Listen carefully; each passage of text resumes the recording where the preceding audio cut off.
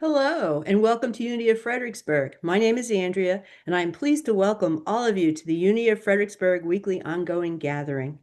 At Unity of Fredericksburg, we are advancing the movement of spiritual awakening and transformation through unity, a positive path for spiritual living.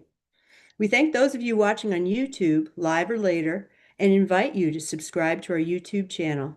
If you are able to attend live, we encourage you to join us in the Zoom community room for the full Sunday morning experience, including music, prayer, and connection.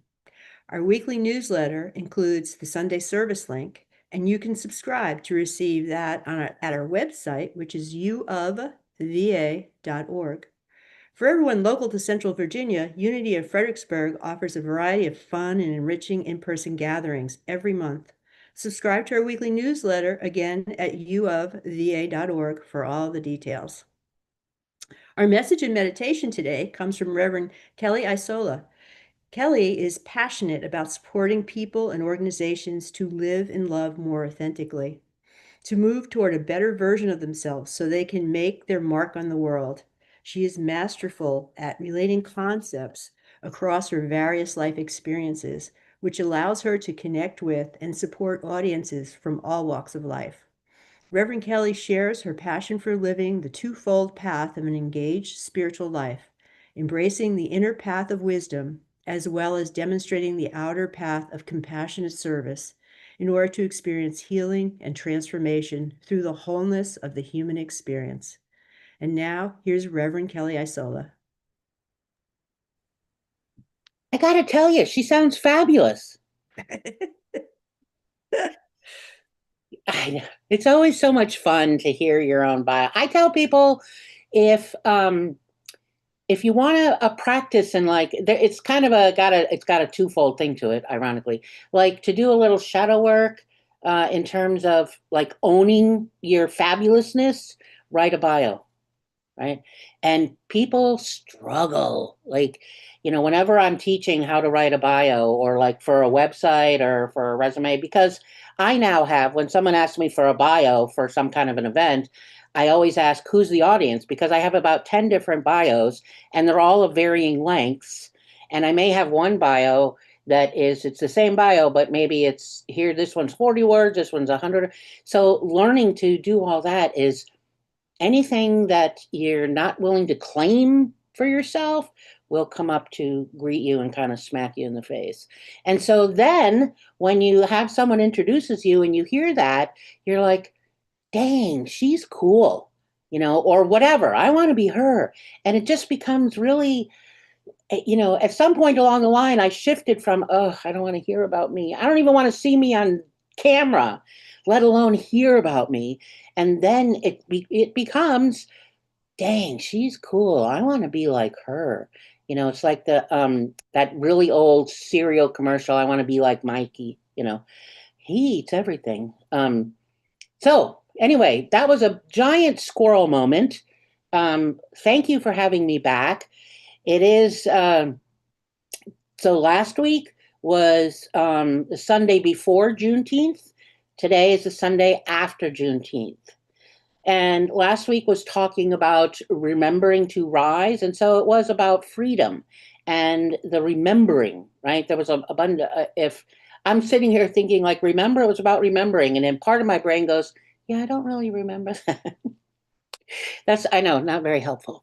But last week was exploring freedom as a spiritual practice, and acknowledging that that freedom is not just something that's granted to us by others. They don't just, here you go, here's your free, like there's that, but it's also something we have to remember, that we have to claim, and that we have to rise into.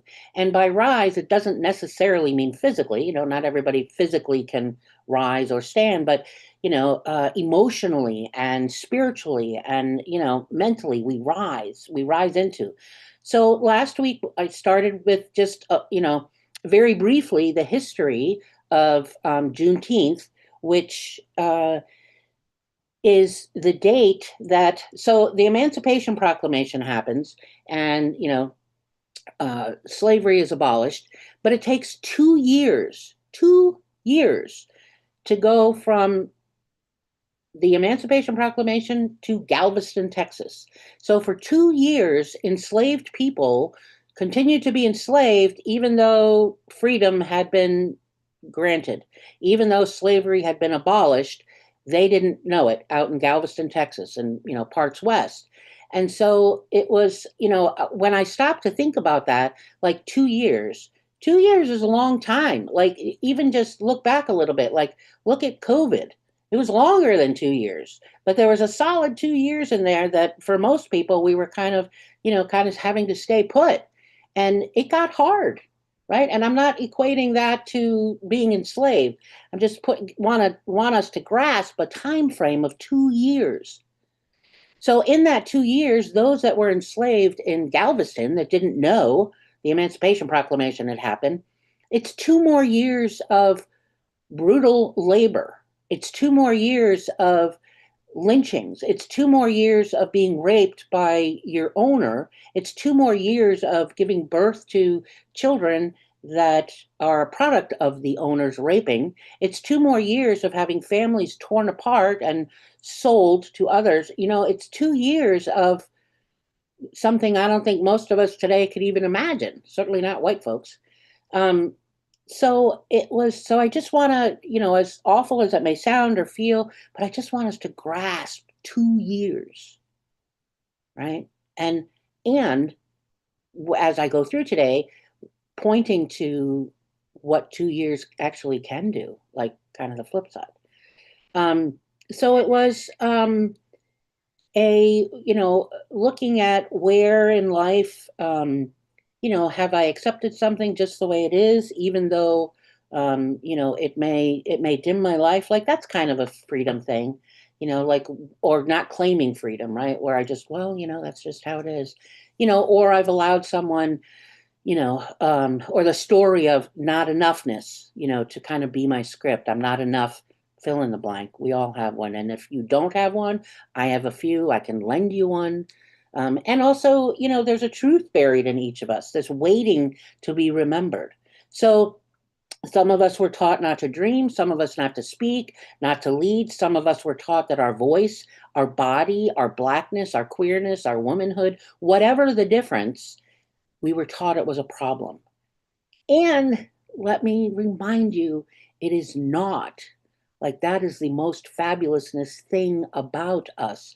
What's, I don't even, different, meaning different, not the same as you, right? There's no problem in that.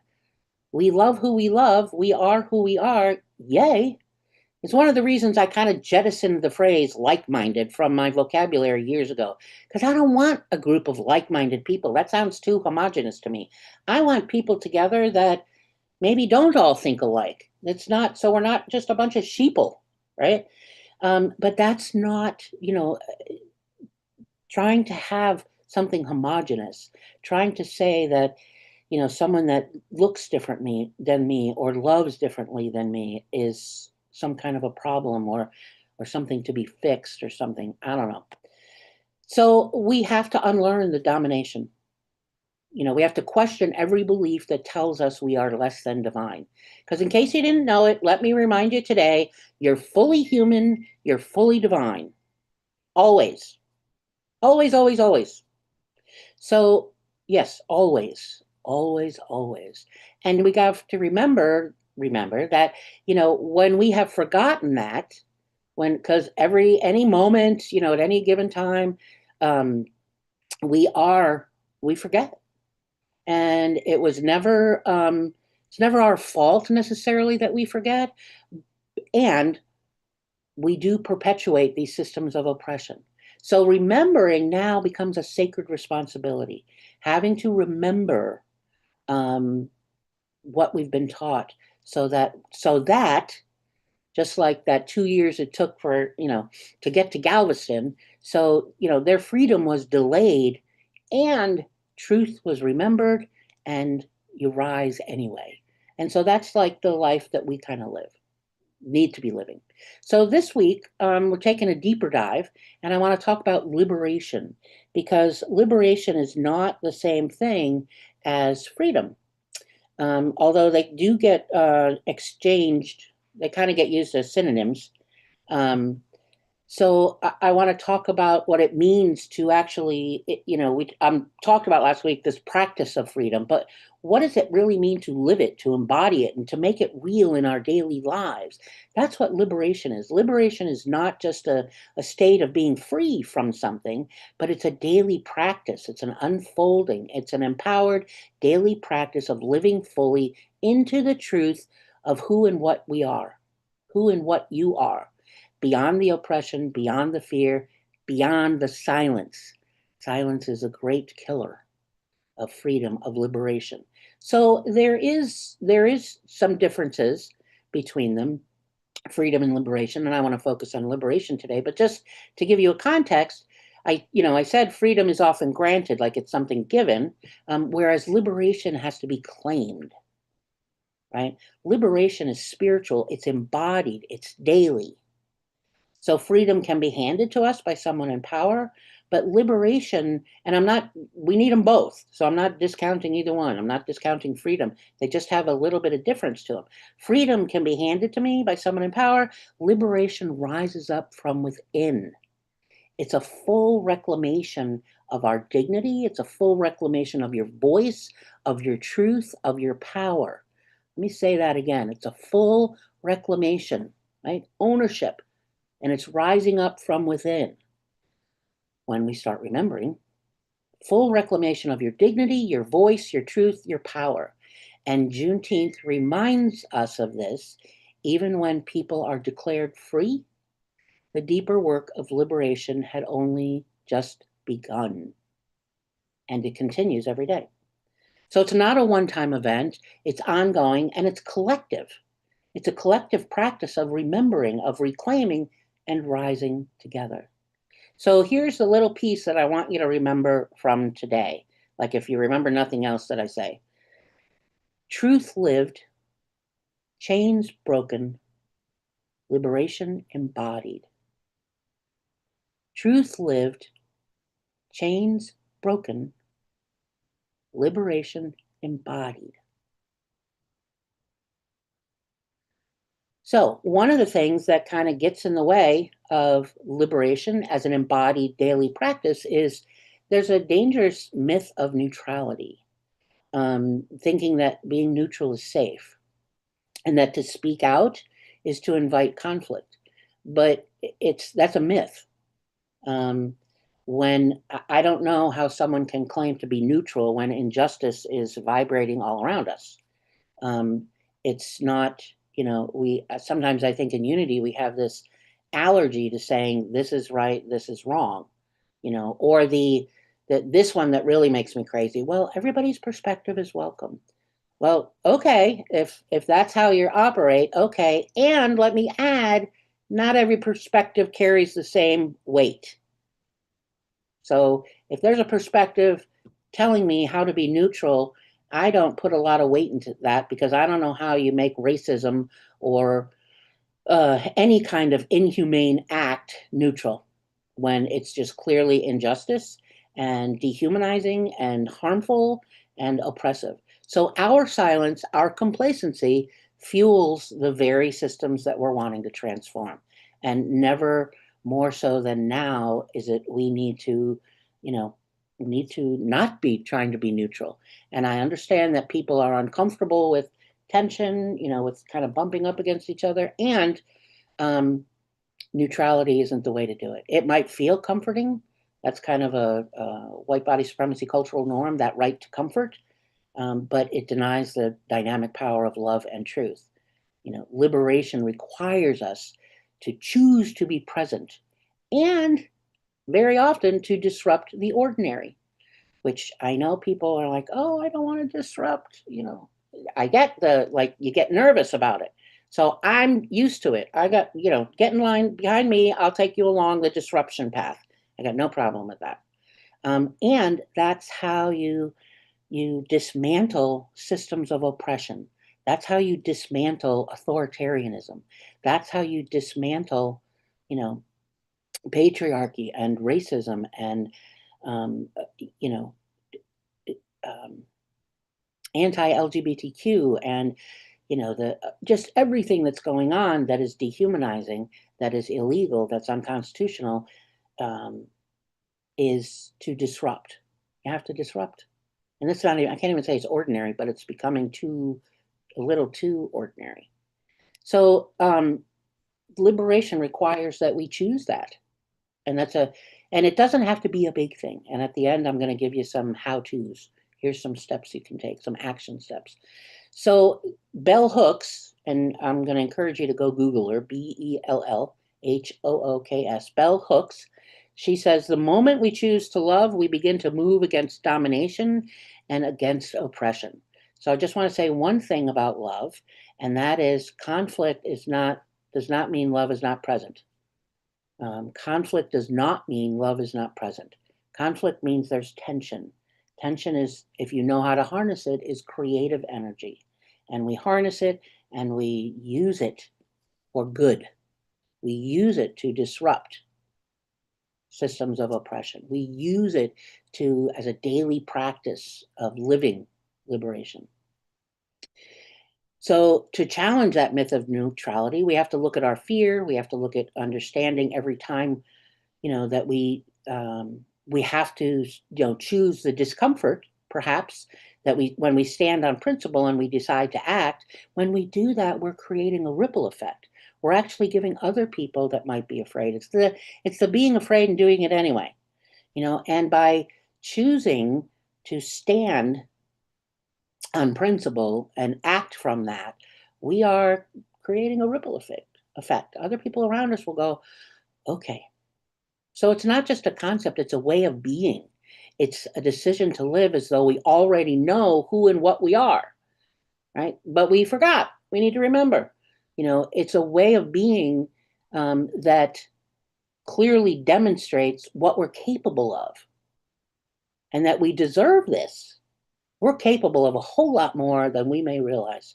But somebody along the line potentially told us, yeah, not so much. Don't make trouble. Don't make waves. Maybe don't say, a lot of don'ts.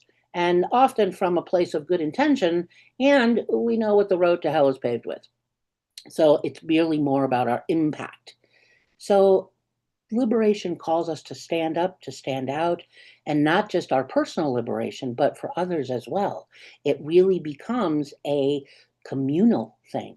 Like not just me, not just you, but how does everybody liberated? Remember, it's a step by step, choice by choice, not a passive thing. You can't pray it away. You absolutely prayer and meditation, and hopefully those guide you to what your steps are, to face the fears, to step into the fullness of who and what you are, no matter how scary that may seem. But to know and to step into the fullness of who we are. We're fully human and we're fully divine. And we use our humanity to express, to manifest, to act our divinity. That's how our divinity is made known, right? So liberation is not just an idea, but it's really a way of being. It's a decision to live that we already know who and what we are. Truth lived, chains broken, liberation embodied. So the liberation is really active love. We oftentimes we tend to think of love as that sentimental, that lovey-dovey thing, or actually love is a is a principle. There's no emotion in love. When I'm talking about love, I'm talking about the power of love, right? It's a principle. And sometimes it's messy because the power of love will bump up against what's unlike it. And so it becomes actually very revolutionary as a way to live truthfully, as a way to step into our divine selves without fear or apology. And that's where the liberation begins. In all its beauty and all its complexity. It doesn't mean that we won't face challenges or that we won't experience hardship. It's actually one of the guarantees of really practicing the principle of love is you will bump up against, there will be some challenges. And love love tells me that that it is the path, it is the road. and not always easy. You know, that when you hear someone like Valerie Carr or others talk about revolutionary love, they're not kidding, right? They're not, when you come up against a bully, as you know, with the power of love, the bully just doesn't go, oh, okay, thanks. Yeah, thanks for the love. No, they're going to push back harder. So, how do I be, you know, when someone's hard to love, you love them harder, but it's the principle, not feeling, right? So we need to remember to keep those separated. But the power of love, which is a harmonizing, which is how Charles Fillmore, co-founder of Unity, defines it. But harmonizing means kind of going together. It doesn't mean smooth and calm. It's not what harmonizing means. But it's we're not always used to, you know, bumping up against people. Um, to be Bell Hooks also said, to be truly visionary, we have to root our imagination in our concrete reality while simultaneously imagining possibilities beyond that reality. So, what she's saying is, to be truly visionary, we have to root our imagination in our concrete reality. That means we have to say what is, right? Not what happens in vagueness stays in vagueness, right? You ever hear that one before? So we have to root our imagination. First, we have to know what's reality, what is, and saying what is doesn't give it power. It's, we don't want to be vague. So by, you know, looking at and understanding a concrete reality, and from there imagining possibilities that are beyond that, that are, you know, it move well beyond that. Remember, liberation rises up from within, that full reclamation of your dignity, your voice, your truth, your power. And all of that comes, like, what does that look like? Well, I know what it looks like by knowing what the concrete reality is of what's in front of me, right? So I know how to respond. Like, what exactly does my voice sound like? What exactly am I saying? What does truth look like? What's in front of me? I can tell you exactly. It doesn't look the same in every situation. Remember, truth lived, chains broken, liberation embodied. And when I say liberation embodied, I'm actually talking about you feel it in the body. You know, words inspire us, words get us going, but our bodies hold the truth. Our bodies hold, right? The body remembers what the mind can't or won't. So every trauma lives in your central nervous system. But our bodies hold the truth of our lived experience individually and collectively. So, you know, living into a collective liberation, because it's not just for me. You know, great, I have, you know, I'm practicing liberation, it's good for me, but what about everybody else? Because there's no such thing as, you have to go beyond the individual. It's one of the things that Unity has struggled with over the years, that, okay, enough of this rugged individual navel gazing, keep doing that, and we need to move into we. Um, we need to be recreating our lives from the ground up. It means standing up in the moment despite the weight of history, boldly choosing truth over safety. And I don't necessarily mean physical safety. But how often do we use the term, well, I don't feel safe here? And what that means is I feel uncomfortable. I have powerful, intense feelings that I want to get away from. I mean, who doesn't? Who wants to feel frustrated? Who wants to feel afraid? But it's by choosing the truth of what is going on and remembering who and what we are. That's embodiment, right? It's going beyond the individual. So I'm feeling it within my own body. You know, push your shoulders back. All of a sudden, you feel a little more liberated. We need to liberate our voices, and as well as those that are still shackled by systems of injustice, of discrimination, of fear. It's a collective responsibility.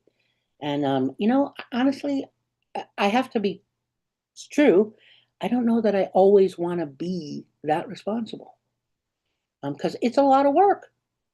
Like, so there are moments where I'm like, okay, I can barely take care of my own life, right? I can barely be responsible for me. And now you want me to do that, do it collectively? Yes, I want you to do it collectively. But take a breath first, right? Living Embodying liberation doesn't mean, killing myself. It doesn't mean, yes, it's being afraid and doing something anyway, potentially. It's boldly choosing truth, right? It is speaking out. Um, and but it's not about wearing myself out, right? Rest, believe it or not, rest is a form of liberation because I'm pulling myself out of grind culture. I'm pulling myself out of the rat race, and I'm going to rest this body. I'm going to rest this mind, right? Remember, liberation is not a single moment. It's an everyday practice. It's an unwavering commitment. It's saying yes.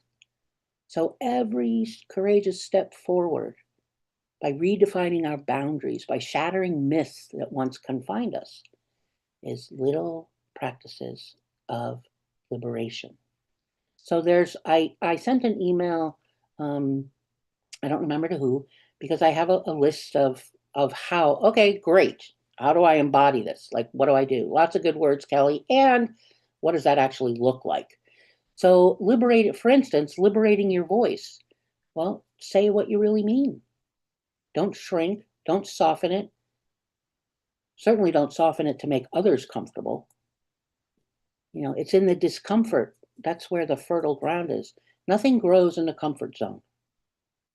Speak your boundaries clearly. No apologies, right? No apologies. Interrupt injustice when there's in casual conversation, and say to somebody, actually, that's not okay. Say no to things without guilt. Jettison obligation. That's a killer. In liberating your mind, you know, recognizing what's, old lies or, a belief that's keeping you quiet. Stop trying to prove your worth.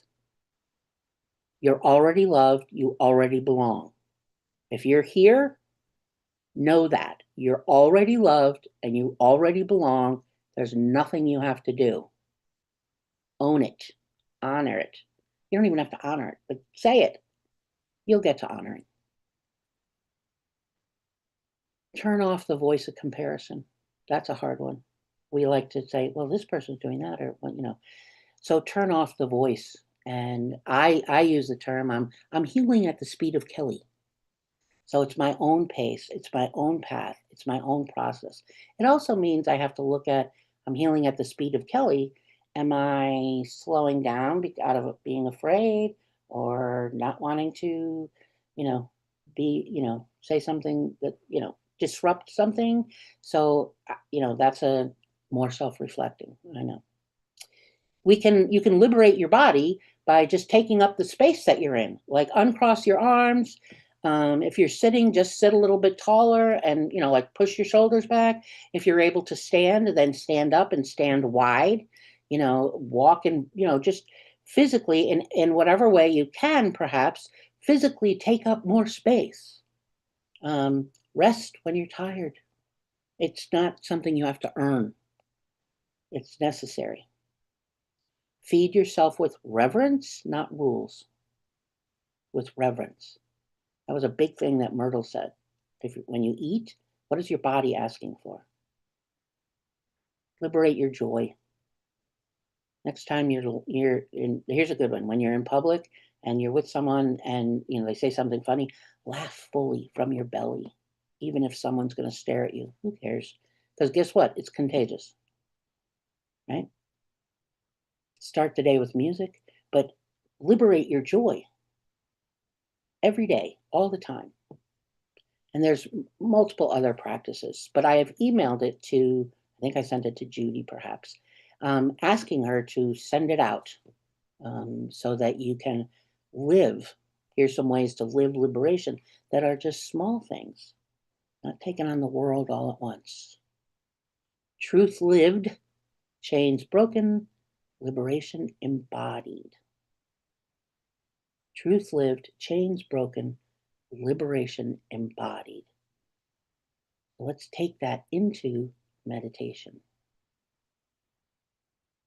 Let's take that into holding the idea of joy as a practice of liberation. Let your body settle into the moment. If you're comfortable, you can close your outer eyes. If you want to leave them open, you can do that. Maybe lower your gaze, have a soft gaze on something in front of you, and just follow your breath,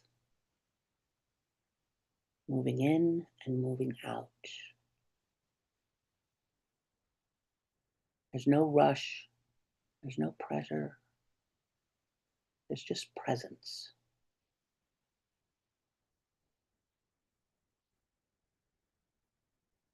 With each breath, remembering that you are being held up with ease, with strength, remembering you already are loved, you already belong.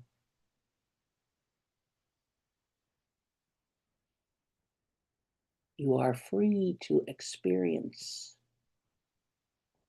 anything. You are free to bring all of you to the table, to this altar space here.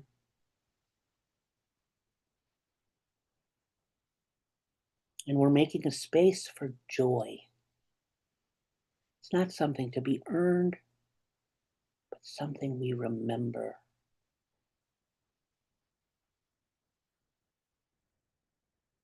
Joy is a birthright.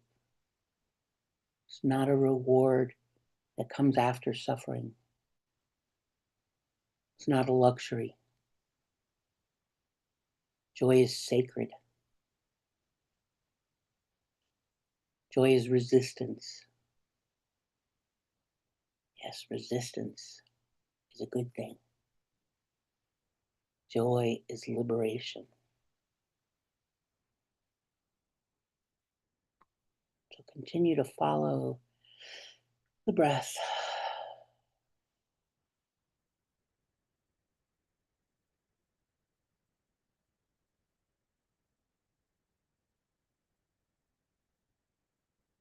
And with your next inhale, imagine a light within you, wherever that may be.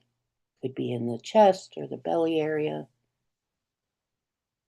but move your attention to that light.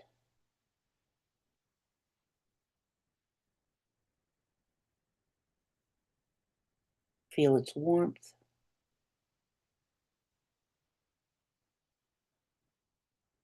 That light is your joy.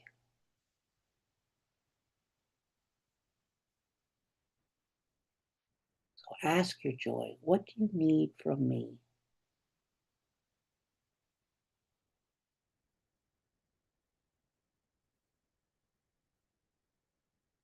Ask your joy, what do you need from me?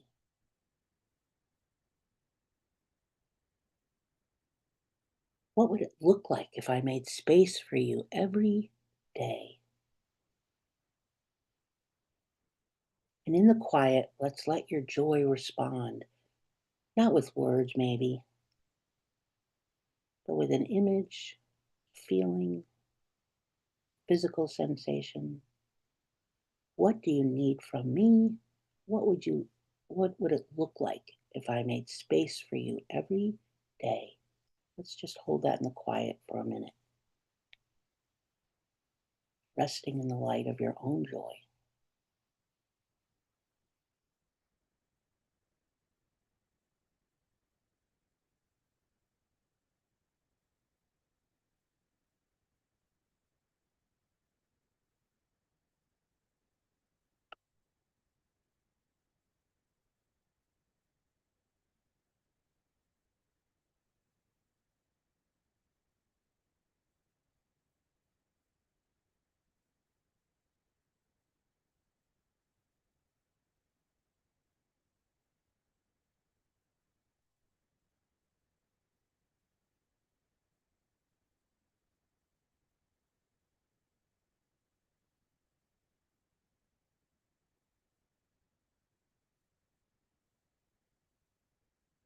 My joy is sacred.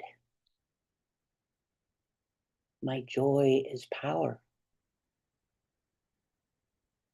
I am whole. I am alive. I am joy. And I practice joy as a radical act of liberation.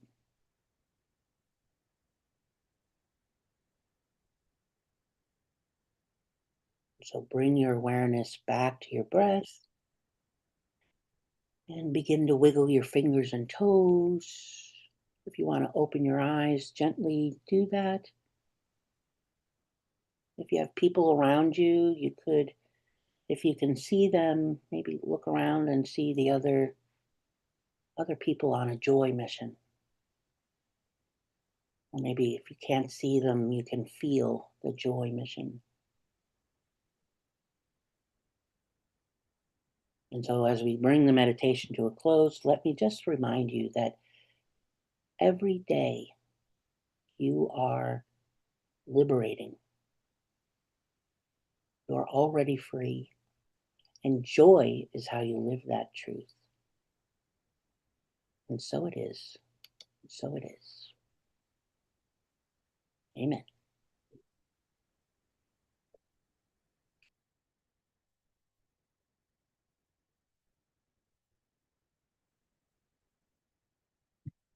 Ah, thank you so much, Reverend Kelly. That was wonderful. Absolutely wonderful.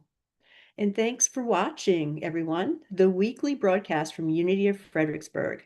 Visit our website, uofva.org, to learn more about our mission of spiritual awakening and transformation, and support our ministry with your financial donation.